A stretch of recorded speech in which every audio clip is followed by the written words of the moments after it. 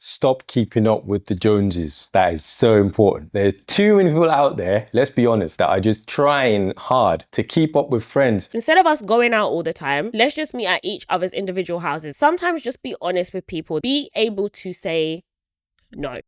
Hello, welcome to another episode of Meet the Angers with David and Rihanna. So today we're going to be talking about budgeting as a couple, what tips that we've used that has helped us that might help you on your journey. First thing is about your habits about spending. We were very open about how much we earned, and therefore it became easier to budget as a household. I wasn't unaware of what David made and he wasn't unaware of what I made. So not only were we very open about our spending habits and our saving habits, but we were also very open about our actual total earnings per month. If not, how can you budget as a household if you're unaware of what a part of your household is actually making? Another thing is as well, we were working towards getting married, we're working towards moving in together, basically building our future together. How can you do that if you're not aware of what money is on the table? I feel like part of why people are comfortable about these things is maybe because they're actually in debt and you think that's actually a negative. Yes, it's a negative because it's not necessarily positive to be in debt, but it's a negative even more so if you hide that from your partner. When we're doing this thing called life, the reason we find a partner, the reason we get married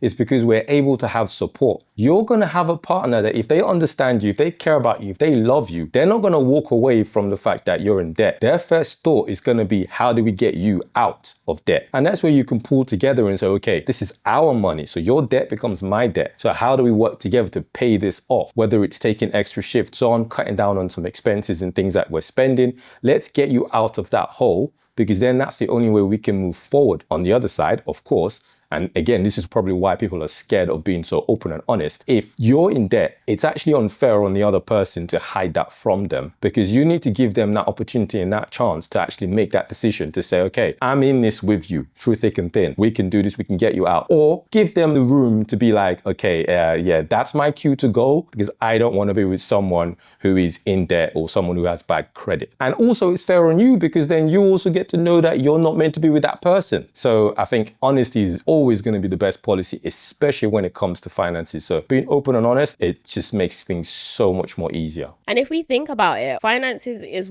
up there in the top 3 reasons as to why people end up divorcing. So if you're not having these conversations at the very beginning, even before marriage is on the table, you're actually putting yourself in a really precarious position. As David said, I think it's just so important to be open, to be honest, to allow people to make informed decisions about whether or not they want to stay in a relationship, if they feel negatively towards your finances, or if it's something that you can both work on together. So you guys have decided, right, this is our income separately and what we now have together. So how do we move forward? How do we budget? How do we save together? Let's look at how much you make versus how much you're spending. And the easiest way to do that is to open up your bank statements and look at all of your outgoings versus your income. If your outgoings far exceed your income, then that's where you definitely need to start. And if you're watching this video and you're in your overdraft or you have a lot of credit that you're unable to pay off, it's likely that you're in that position. When you look at your outgoings, you need to determine what are your fixed costs and what are your variable costs. So your fixed costs are things that you cannot change. You're maybe in contracts and therefore those amounts stay the same. So let's think about things such as rent, maybe your mobile phone bill, and other things along that line. Other things that we can look at as fixed costs or overhead costs are things such as your utilities. These things you need and they're going to happen every single month. However, those amounts can change maybe depending on your usage. However, you have other costs. You have things that you spend on monthly. So maybe this is Uber Eats. Maybe this is going out with friends. Those are the types of things you will have to look at and categorize where you can start reducing those costs, bringing down your total outgoings monthly. Now, if you're in a position where you can increase your income and maybe you can increase it by doing more overtime, maybe you want to pick up a second job, maybe you want to even pick up a side hustle, you could also look at your budget from that perspective as well. So not only are you reducing costs that you don't necessarily need, maybe it's the Netflix, Amazon, Disney, Sky Sky, and all of those different subscriptions. Maybe you need to just pick one of those, stick to it, and get rid of the rest. After you've looked at all of your outgoings and you're in a position where you can increase your income, that's another side of how you can budget. Stop keeping up with the Joneses. That is so important. There's too many people out there, let's be honest, that are just trying hard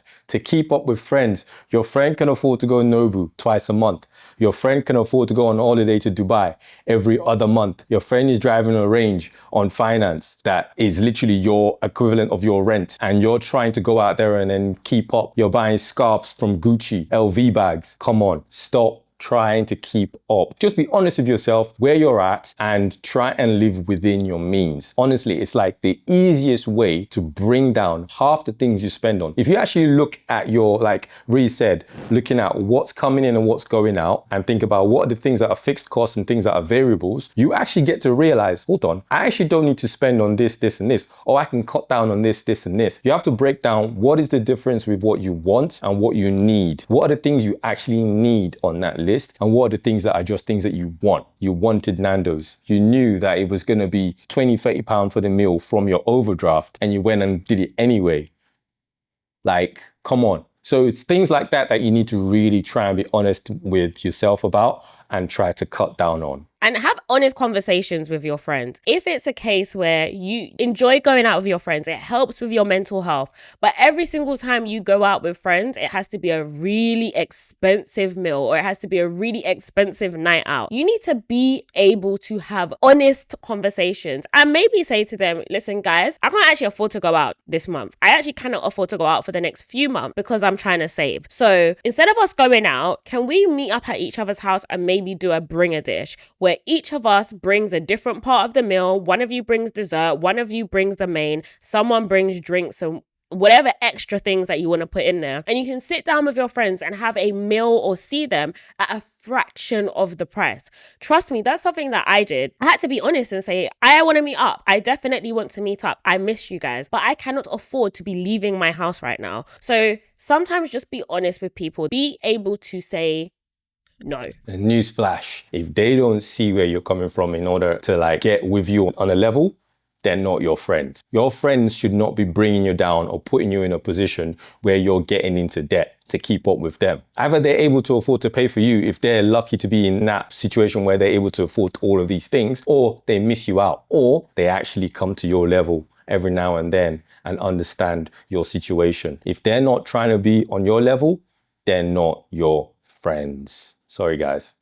Just being real. Another part of a difficult conversation. Sometimes the person that you're with may like really, really nice things. And this goes both ways. This could be the man and this could be the woman. However, sometimes people may not always be able to afford those things. And it's about being realistic in your relationship. Not trying to portray to others that you're living a certain lifestyle that you may not actually be living. Have that conversation between you and your partner. If it feels like every single time you have to do a date night, it's extravagant and over the top, you need to sit down, look at your budget and be able to say, these are the things that we're trying to save for. These are the things that we're trying to invest in.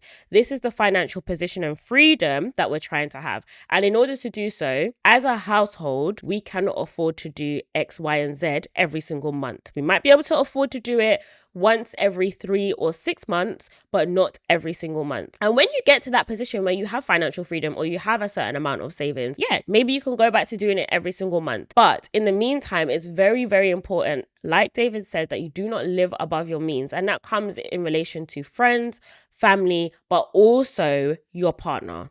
Perfect example for us, when Rhea and I started dating, we both had cars. So when we really knew that we were really getting to a point where like, this is us, we started talking about, okay, what are the things that we're going to be able to cut out from each other's lives that we don't need in terms of finances, thinking about us. And guess what? We realized one thing. We didn't need 2 cars because we were always around each other's at any other time. We were always driving the one car. So half the time, her car was eating dust, or actually specifically tree sap.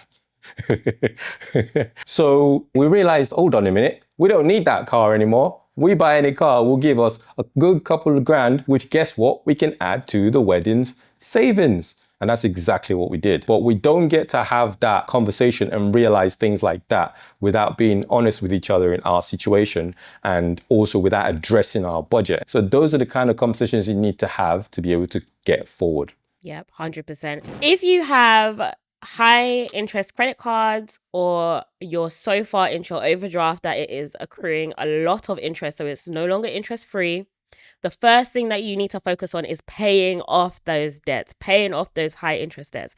Now, people do it differently. Some people pay off the highest interest debt. Some people pay off the smallest debt balances just to clear it. And you have the snowball method, you have the avalanche method. However, whichever way you decide to do it, it is just so important that you pay off your debt. There is no point of saving money into a savings account that has interest, but then you have debt that has higher levels of interest, because that's basically eating away at all of the interest that you're building on your savings. So if you're going to do anything and you're going to take any action first, it's pay off your debt. There are two amazing sayings that I always live by. And one of them is, if you can't buy it twice, you can't afford it. And that's always helped me every time I've tried to think about things that I need versus things that I want. If it's something that I want, if I can't buy it twice, it's not happening. If it's something that I need, then I try and find a way to actually afford it. And if I can't afford it, do I really need it? Obviously, you can't change how someone is fully. So there's always going to be aspects of me where I enjoy spending. So what I started to be able to do was to spend well and spend smartly.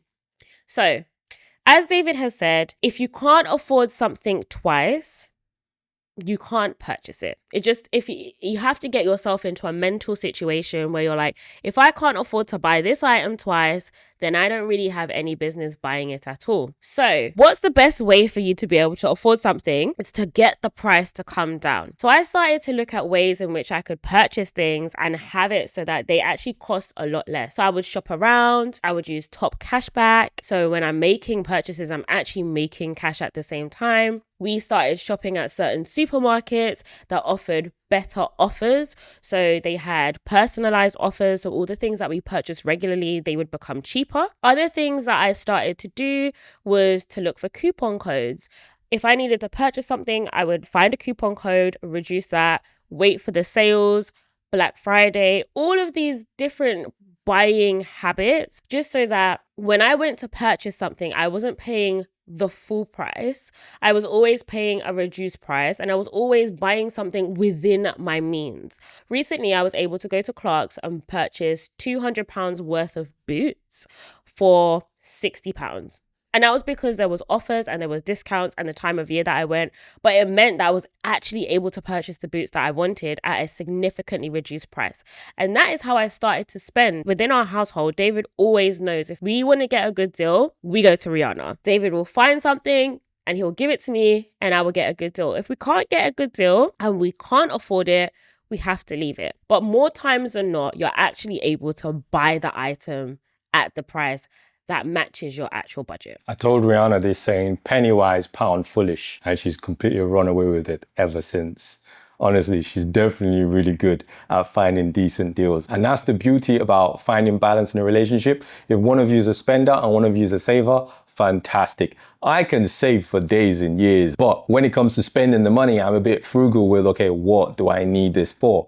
Whereas Ree, who likes to spend, can rein it back a bit, save a bit more with me, but then actually help me spend wisely on things that we actually need. And I actually enjoy using my money now. I enjoy spending money on things that we've been able to do because I know that they felt worth it, because she's the one who's always found decent deals. And then she's been able to save because I've been able to help budget things in a way that, right, no, we don't need that right now. So as a couple, it's about finding that balance. Hopefully one of you is one of the other, because there's nothing like both of you being savers or both of you being spenders. It's really nice if there's a healthy balance between the two. Work on each other's strengths, not on each other's weaknesses, because that's when you will see not only your relationship flourish, but each individual within that relationship. So even down to us now living apart for these 6 months, it's something that we've had to budget for. Knowing what our financial situation is, knowing what we've been able to save up to a point, it was all part of our plan to say, okay, now that I've decided to go off and do this,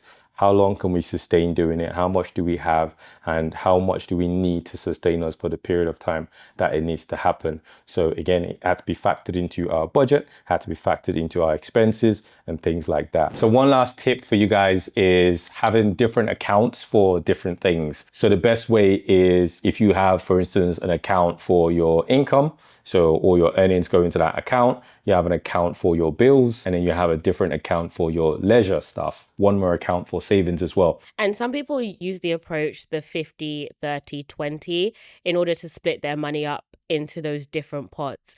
So they have 50% of their income for all of their kind of overhead costs, their rent, and the things that you have to spend on your travel, your food, etc.